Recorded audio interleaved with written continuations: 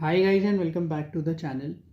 ये वीडियो थोड़ी लंबी होगी क्योंकि इसमें हम SA 299 joint audit of financial statement complete करने वाले हैं विद ओनली वन निमोनिक। लेकिन वो निमोनिक करने से पहले आपको समझना होगा कि अभी हम हैं क्वेश्चन नंबर 37 पे। 37 से लेके क्वेश्चन नंबर 42 तक सारे एग्ज़ाम के क्वेश्चन हैं, एक मॉक टेस्ट पेपर का क्वेश्चन है। ये सारे हम कवर कर लेंगे एक सिंगल निमोनिक से, लेकिन उसके लिए आपको क्वेश्चन नंबर 37 पूरा समझना होगा। तो जैसा आप प्रीवियस वीडियोस में करते थे कि सिर्फ निमोनिक वाला पार्ट देखा, 1 से 1.5 मिनट की वीडियो देखी, सिर्फ निमोनिक देखा और बंद कर दिया, वैसा इसमें मत करना क्योंकि अदरवाइज आप समझ नहीं पाओगे। हमें बाकी क्वेश्चन में बहुत थोड़ा थोड़ा पार्ट पढ़ना है, लेकिन 37 को पूरा समझना है। तो आप बस हेडफोन्स लगाओ, आराम से सुनते जाओ क्या चल रहा है वीडियो में, और पूरा कवर हो जाएगा। SA 299 most important standards on auditing में से ये एक है, तो ये पूरा हो जाएगा। अब बस आप सुनते जाना क्या क्या हम कर रहे हैं। क्वेश्चन नंबर 37 जो है वो कहता क्या है, पहले हम क्वेश्चन पढ़ लेते हैं। KRP Limited at its AGM appointed Mr. X, Mr. Y and Mr. Z as joint auditor to conduct auditing for the financial year 17-18. For the valuation of gratuity scheme of the company, Mr. X, Mr. Y and Mr. Z wanted to refer their own known actuaries. तीनों जाते हैं अपने अपने different actuaries के पास और gratuity calculation कराते हैं। Due to difference of opinion, all the joint auditor consulted their respective actuaries. Subsequently, major differences was found in the actuary report. However, Mr. X agreed to Mr. Y's actuary report, though Mr. Z did not. Mr. X और Mr. Y तो एक same conclusion पर फिर भी आ गए, लेकिन Mr. Z नहीं आए। Mr. X contend that Mr. Y's actuary report shall be considered in audit report due to majority of votes. Mr. X का कहना है कि मिस्टर वाई वाली एक्चुअली रिपोर्ट को कंसिडर करेंगे क्योंकि 3 में से 2 लोग उसके ऊपर अग्री कर गए हैं। तो now mister Z is in dilemma, अब वो नहीं सोच पा रहे कि क्या करना है। आपको क्या बताना है, you are required to briefly explain the responsibility of auditor. सबसे पहले तो आपको रिस्पॉन्सिबिलिटी ऑफ ऑडिटर्स बताना है, ये वाला एक पार्ट है इम्पॉर्टेंट। कब when they are jointly and severally responsible in respect of audit conducted by them and also guide Mr. Z in such situation. आपको पहले तो रिस्पॉन्सिबिलिटी ऑफ ऑडिटर बताना है, यही क्वेश्चन बनता है मेजरली एसए 299 में से। जॉइंटली और सेवरली रिस्पॉन्सिबिलिटी बतानी है। ऊपर से आपको बताना है explain the responsibilities of auditor in case report made by mister wise actually later on found faulty. बाद में ये पता लगा कि मिस्टर वाई की जो एक्चुअरी वाली रिपोर्ट थी उसमें कुछ गलती निकल गई। तो सबसे पहले तो हम इसका आंसर यहाँ से पढ़ेंगे। हमें responsibilities of joint auditor 6 responsibilities होती हैं, हम उसे याद कर लेंगे अभी निमोनिक के थ्रू। उसके बाद रिपोर्टिंग रिस्पॉन्सिबिलिटीज़ भी आती हैं, वो भी हम समवेयर निमोनिक से लर्न कर लेंगे। और इसी क्वेश्चन में using the work of an audit expert भी बताया गया है, जो कि बाकी क्वेश्चंस में नहीं है। तो हम यहाँ से पढ़ेंगे, बाकी क्वेश्चंस में वो नहीं है तो उसको हम नहीं कंसिडर करेंगे, लेकिन ये एक कंप्लीट फुल फ्लेज क्वेश्चन है जो आपके सामने है। सबसे पहले कहता है कि responsibilities of joint auditor. SA 299 joint audit of financial statement lays down the principle for effective conduct of joint audit to achieve the overall objective of the auditor. Overall objective नाम सुनते ही आपको ऐसे 200 ध्यान आ जाना चाहिए। ओवरऑल ऑब्जेक्टिव 2 ओ होते हैं इसके अंदर 200 में, तो ओवरऑल ऑब्जेक्टिव हमारा अचीव हो जाए, इसलिए हम joint audit of financial statement में कुछ प्रिंसिपल्स रखते हैं। Accordingly in respect of audit work divided among the joint auditor, each joint auditor shall be responsible only for the work allocated to such joint auditor. वैसे तो जो काम जिस auditor को दिया गया है वो उसी के लिए ही लायबल होगा, उसी के लिए वो रिस्पॉन्सिबल होगा। Including proper execution of the audit procedures, all the joint auditors shall be jointly and severally responsible for। यहाँ पर हमारे 6 पॉइंट्स आएंगे और वो 6 पॉइंट्स हैं हमारे सब्सिडी। और सब्सिडी ऐसे नहीं है, नॉर्मल वाला सब्सिडी नहीं है, ये है हमारा SAPCD। यहाँ पर ऐसे 2 हमारे, ठीक है। अब एक एक करके पढ़ना शुरू करते हैं क्या है। एक एस आता है हमारा यहाँ पर रेलेवेंट स्टैट्यूट्स, और एक एस आता है यहाँ पर, ये भी है रेलेवेंट स्टैट्यूट्स। जो एस है वो 2 बार है रेलेवेंट स्टैट्यूट्स वाले। अब यहाँ पर देखो सबसे पहले क्या है, examining that the financial statement of the entity comply with the requirement of relevant statutes. ये मैं वो पॉइंट्स बता रहा हूँ जहाँ पर ऑडिटर जॉइंटली और सेवरली रिस्पॉन्सिबल हो सकता है। तो सबसे पहला क्या है कि जो हमारा फाइनेंशियल स्टेटमेंट है एंटिटी का, वो रेलेवेंट स्टैट्यूट से कंप्लाई करता है या नहीं करता है। ये एक कौन सा पॉइंट हो गया जहाँ पर ऑडिटर जॉइंटली और सेवरली रिस्पॉन्सिबल होगा। सेम ही पॉइंट है ensuring that the audit report complies with the requirement of relevant statutes, यहाँ तक बात ठीक है। applicable SA standard on auditing and other relevant pronouncement issued by ICI। एक तो SA और pronouncement भी फॉलो करी गई है या नहीं करी गई है, ये किसकी रिस्पॉन्सिबिलिटी है, ये ऑडिटर की रिस्पॉन्सिबिलिटी है जॉइंटली एंड सेवरली। फिर आता है ए से आता है हमारा एग्रीमेंट, ये वाला। Matters which are brought to the notice of the joint auditor by any one of them and on which there is an agreement among the joint auditor। ऐसे हमारा क्या है, एग्रीमेंट। जो चीज़ मैटर, वो बातें जो किसी एक जॉइंट ऑडिटर ने सबको बताई हैं और जिसके अंदर एग्रीमेंट है कि ये सब, कोई किसी पर्टिकुलर चीज़ के ऊपर एग्रीमेंट आ गया कि ये सब देखेंगे, तो वो हमारा क्या हो गया, इसके ऊपर ऑडिटर जो सेवरली और जॉइंटली रिस्पॉन्सिबल होगा। हमारा एस हो गया, ए हो गया।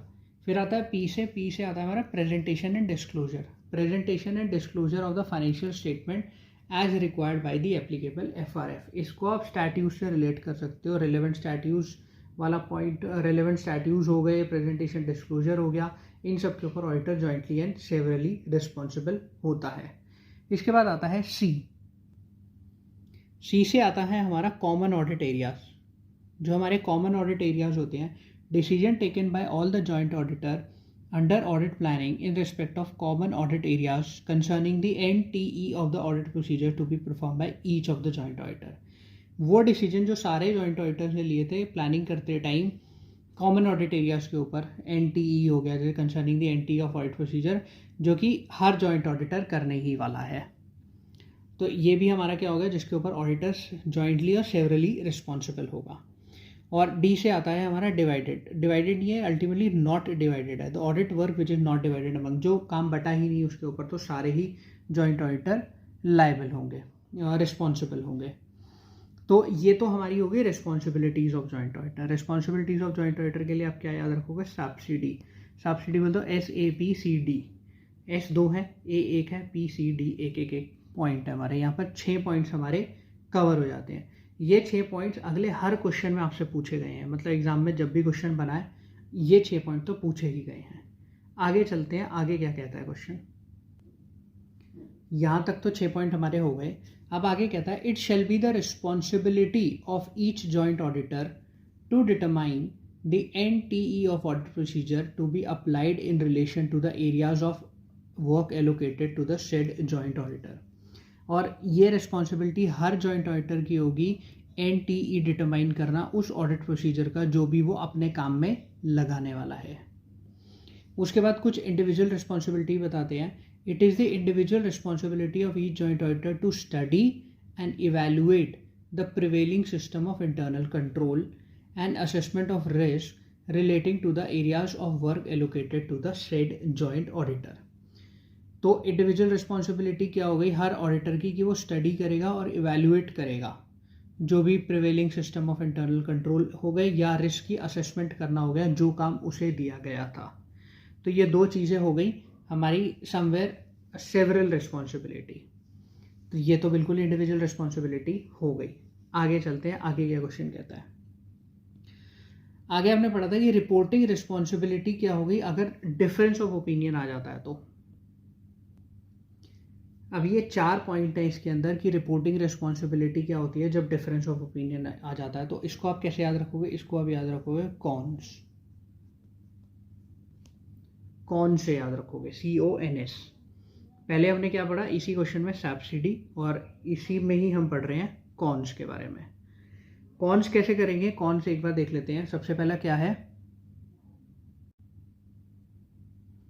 कॉन्स कैसे याद रखोगे आप? कॉन्स में सबसे पहले देखोगे कि joint auditors are required to issue common audit report. पहले जॉइंट ऑडिटर को क्या करना होता है? एक कॉमन ऑडिट रिपोर्ट इशू करनी होती है। लेकिन अगर नहीं करा, मतलब वैसे तो ये समवेयर थोड़े से स्टेप्स हैं, ये 1 2 3 4 ऐसा स्टेप है, लेकिन आपको कैसे याद रखना है? इसके बाद आता है ओ। सबसे पहला क्या था? जॉइंट ऑडिटर्स को कॉमन ऑडिट रिपोर्ट इशू करनी है। उसके बाद ओ, however in case of any disagreement among joint auditor with regard to the opinion or any matters to be covered by the audit report, they shall express their opinion. their opinion की जगह इसे आप लिखो own opinion। वो अपना opinion एक separate audit report में issue करेगा। सबसे पहली बात, कॉमन ऑडिट रिपोर्ट होना चाहिए, नहीं तो ओन ओपिनियन दे देगा वो। और वो दूसरा एन से आएगा कि वो बाउंड नहीं है, not bound. A joint auditor is not bound by the views of the majority of the joint auditor regarding the opinion और matters to be covered in the audit report and shall express opinion found by the said joint auditor in separate audit report in case of disagreement. अगर disagreement होता है तो वो not bound है कि बाकियों ने जो दिया उसमें ही वही उसको भी देना होगा। और एस से आता है कि एस से 706 फॉलो करेगा। अगर ऐसा कुछ है तो वो रेफरेंस, वो सच रेफरेंस वो should be disclose in S A 706। In case of separate report, एस से आप सेपरेट रिपोर्ट का भी रखते हो, सेपरेट रिपोर्ट का डिस्क्लोजर होगा। The audit report issued by the joint auditor shall make a reference to the separate audit report issued by the other joint auditor. Such reference shall be made under the heading other matter paragraph, S A 706। तो ये 4 चीज़ें आपको याद रखनी है। CONS, सबसे पहला common audit report होगा, नहीं हो तो ओन ओपिनियन दे देगा। एन से नॉट बाउंड है बाकियों के ओपिनियन से। एस से एस ए 706 को वो फॉलो करेगा। पहला था सब्सिडी, दूसरा है हमारा कॉन्स। आगे चलते हैं। In the present case Mr Z does not agree with the opinion of Mr X and Mr Y, therefore he needs to issue a separate report. यहाँ तक हो गई हमारी बातचीत खत्म। आगे बढ़ते हैं। Using the work of an audit expert, ये एडिशनल पॉइंट है, ये आपको बाकी किसी क्वेश्चन में नहीं मिलेगा। इसको पढ़ लेते हैं एक बार। As per SA 620, using the work of an audit expert, the auditor shall evaluate the adequacy of the audit expert work for the auditor purpose, including the relevance and reasonableness of the expert finding or conclusion and their consistency with other audit evidence. ऐसे 620 की बातचीत लिखी है कि auditor को evaluate करना होगा, auditor के एक्सपर्ट वर्क को इवेल्युएट करना पड़ेगा ऑडिट पर्पस के लिए, और देखना पड़ेगा कि जो भी एक्सपर्ट की फाइंडिंग और कंक्लूजन है उनका रेलेवेंस और रीजनेबलनेस प्लस उसकी consistency with other audit evidence क्या है। यहाँ से फिर प्रेजेंट केस शुरू हो जाता है। In the instant case Mr X, Mr Y, Mr Z jointly appointed as an auditor of KRP limited referred their own known actuaries for valuation of gratuity scheme. Mr. Y referred actuary has provided the gratuity valuation report which later on found faulty. Further, Mr. Z does not agree with this report, therefore he submitted a separate audit report specifically for such gratuity valuation. In such situation, it was a duty of Mr. X, Mr. Y, Mr. Z before issuing the gratuity valuation report of actuary to ensure the relevance and reasonableness of assumptions and methods used. They were also required to examine the relevance, completeness and accuracy of source data used for such report before expressing their opinion. यहाँ तक की सारी बातें मतलब ये somewhere case से ही लिखी गई है कि ग्रेचुइटी की रिपोर्ट इशू करने से पहले वो लोग एक्सपर्ट का काम एक बार चेक कर लेंगे। कंक्लूजन देखते हैं। Mr X and Mr Y will be held responsible for grossly negligence and using such faulty report without examining the adequacy of expert actuary work, whereas Mr. Z will not be held liable for same due to separate opinion expressed by him. तो mister Z तो हमारे बच गए, लेकिन mister x और mister Y फंस गए क्योंकि वो लोग ग्रॉसली नेग्लिजेंट थे। इस क्वेश्चन में मैंने आपको 2 निमोनिक बताए हैं, सब्सिडी और कॉन्स। अब अगले हर एग्जाम को क्वेश्चन हम इससे सॉल्व करेंगे, देखते हैं कैसे। क्वेश्चन नंबर 38 को फॉर द टाइम बिंग हम अभी छोड़ रहे हैं। क्वेश्चन नंबर 39 देखो। क्वेश्चन नंबर 39 में भी बिल्कुल ये 6 के 6 पॉइंट्स हैं हमारे सब्सिडी वाले। अगर आप देखोगे तो जो अभी मैंने आपको बताए थे, सबसे पहले हमारा एस था रेलेवेंट स्टैट्यूट्स और रेलेवेंट स्टैट्यूट्स वाला। ए से हमारा था एग्रीमेंट, पी से था हमारा प्रेजेंटेशन डिस्क्लोजर, सी से था हमारा कॉमन ऑडिट एरियाज ये वाला, और डी से वर्क नॉट डिवाइडेड। ये पूरा का पूरा क्वेश्चन सेम आया हुआ है नवंबर 15 में 5 मार्क्स का। एक बार और आया हुआ है बट उसका अटेम्प्ट नहीं लिखा हुआ। क्वेश्चन नंबर 40 में अगर आप देखोगे तो दोबारा से पूछा गया था सर्कमस्टांसेस इन विच जॉइंट ऑडिटर और जॉइंटली लेवल। इन्होंने सीधा बोला क्वेश्चन नंबर 39 से रेफर कर लो जो हमने अभी ऊपर पढ़ा। सेम का सेम क्वेश्चन दोबारा आया था। ये एक नया पॉइंट है, ये भी हम कवर करेंगे। Restriction as to communication of dissenting note, ये भी हम कवर करते हैं। फिर आता है क्वेश्चन नंबर 41। 41 के अंदर अगर आप देखोगे तो रिपोर्टिंग ही पूछी हुई है। ये वही है कॉन्स, हमारा कॉमन ऑडिट रिपोर्ट। उसके बाद हम नॉट बाउंड वाला पॉइंट आ गया और ये सेपरेट रिपोर्ट, और ओपिनियन इन्होंने यहीं पे ही लिख दिया। तो ये कॉन्स वाला भी हमारा कंप्लीट होता है। और ये इसके अंदर एक नया पॉइंट है, ये अभी हम साथों साथ ही कवर करेंगे, इसी वीडियो में ट्राई करेंगे। अब क्वेश्चन नंबर 42 देखोगे। क्वेश्चन नंबर 42 नवंबर 19 ओल्ड सिलेबस में दोबारा से आया। फिर दोबारा हमसे पूछा गया रिस्पॉन्सिबिलिटीज़ ऑफ जॉइंट ऑडिटर, और इसका आंसर जब आप देखोगे इसके अंदर फिर दोबारा से वही है, वही पॉइंट्स हैं हमारे सब्सिडी वाले 6 के 6 पॉइंट। और फिर नीचे अगर आप देखोगे तो वही सिर्फ कॉन्स वाली कॉमन ऑडिट रिपोर्ट, और हमारा नॉट बाउंड कहाँ गया, नॉट बाउंड, और ये अपना ओपिनियन और SS 706 को फॉलो करना। तो ये बिल्कुल सेम क्वेश्चन आ गया था जो 37 पड़ा। 42 हमारा बिल्कुल सेम है। तो 37 से 42 तक सारे क्वेश्चन हमारे ऑलमोस्ट कवर्ड है। क्वेश्चन नंबर 38 रह गया है, और 2 क्वेश्चन के अंदर 2 डिफरेंट चीज़ें और बोली गई हैं। तो अगली वीडियो में क्वेश्चन नंबर 38 और वो जो 2 छोटे छोटे पार्ट बचे हैं हम वो कवर कर लेंगे, क्योंकि ये वीडियो बहुत लंबी हो गई है, 16-17 मिनट की ऑलरेडी हो चुकी है। तो आपको 2 निमोनिक याद रखने हैं, आपको आपका काम हो जाएगा उससे। और आई विल ट्राई के जो चीज़ें बच गई हैं वो भी एक निमोनिक से ही कवर हो जाए, तो आपका 1 से 2 निमोनिक में पूरा का पूरा स्टैंडर्ड और मोस्ट इंपॉर्टेंट स्टैंडर्ड कवर हो जाए।